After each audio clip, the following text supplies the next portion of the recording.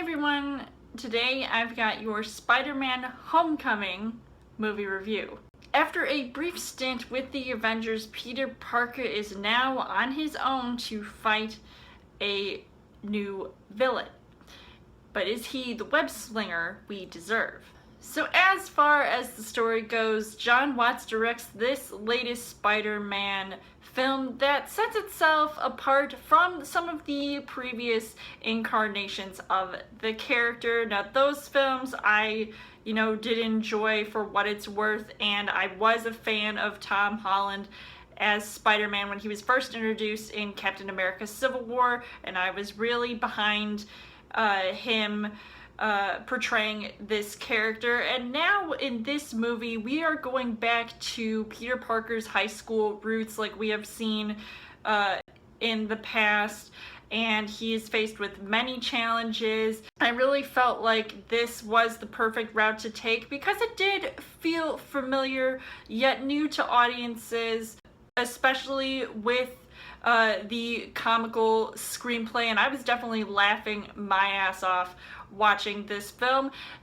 despite it having some serious circumstances, along the way, which is expected because Spider-Man has to save the day somehow. You really get to see how that helps to shape this lead character to fit in with the overall MCU. It was definitely a good job with that aspect. I really felt like I enjoyed this Spider-Man version more than I have in the past. It made me fall more in love with this character. So as far as the casting goes, you've got Tom Holland, who plays Peter Parker, aka Spider-Man, and I just really love his performance all throughout this movie. I know that he, might do his own stunts at times, and I really think he sells it as Peter Parker with that personality, and it's just a brand new take that we have never seen before, and I really think he brings his A game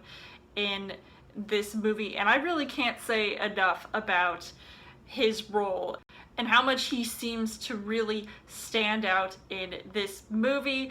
And you've also got Michael Keaton, who was formerly Batman in the Tim Burton movies, and now he's turning the tables and being the villain of this movie, Vulture, and I really liked his performance. I really think he does pull off a really sick bad guy, and I just, I loved every scene that he was in. Now we've got the return of Robert Downey Jr., who is a mentor to Peter Parker. He's Iron Man to his Spider-Man. There's nothing more that you could expect from his character because that, he does a good job. And I feel like he does, he adds to this movie, and he doesn't completely overshadow Tom Holland. Now you've even got Marissa Tomei, who's also returning because she did have a slight cameo appearance in Civil War as Aunt May, and they're just getting younger and younger these days. I mean, I think she does a pretty good job, and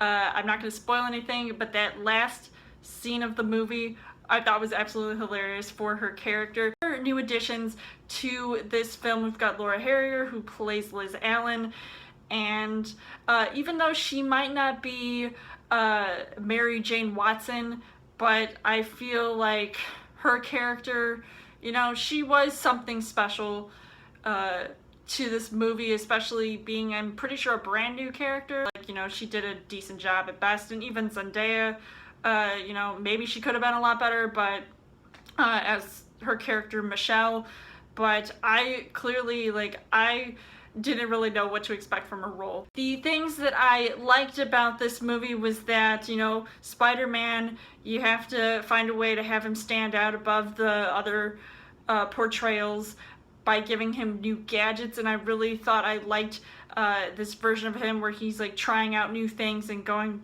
and doing all of these different things. And the stunts and the action scenes really were pulled off very nicely, and it had me really excited, especially when this movie was fast-paced, and it really didn't feel like it was there was any signs of slowing down, because it really didn't feel like a long movie at all.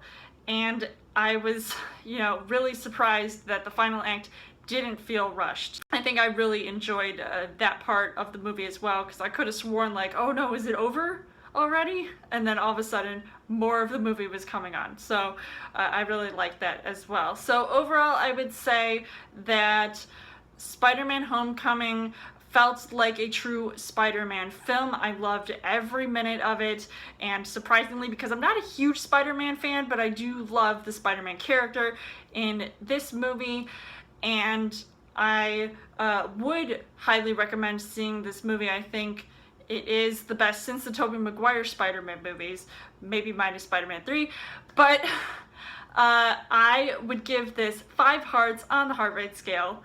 So let me know in the comments what you guys thought of Spider-Man Homecoming. How does this compare to any of the previous Spider-Man films? And as always, you guys can subscribe to my channel. I've got more movie reviews, movie updates coming every week for a Trail Thursday video. You guys can also like me on Facebook and follow me on Twitter, and I will see you guys later.